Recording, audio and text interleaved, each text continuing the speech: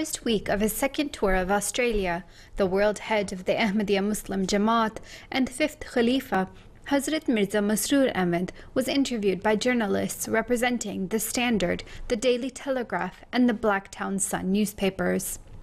The interviews were conducted at the Batul Huda Mosque in Sydney.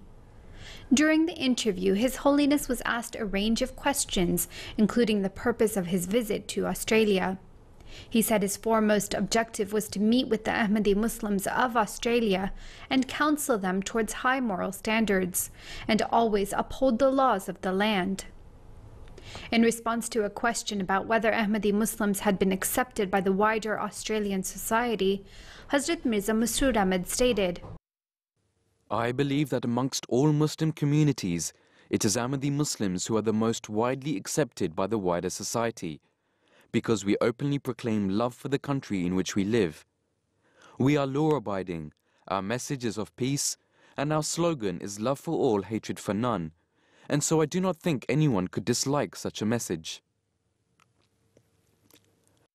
When asked his opinion on how to stop world conflict, His Holiness said, Wherever I go in the world, I call for true justice as the only way to develop and maintain world peace and harmony.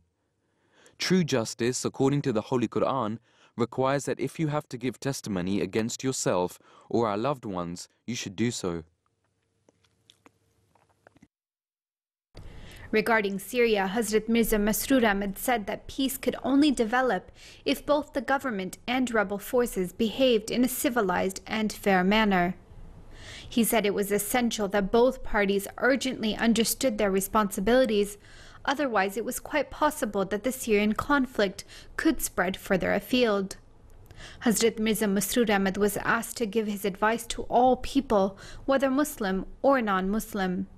His Holiness responded, Remember, we are all human beings, and so first and foremost, we should discharge our responsibilities and duties to one another.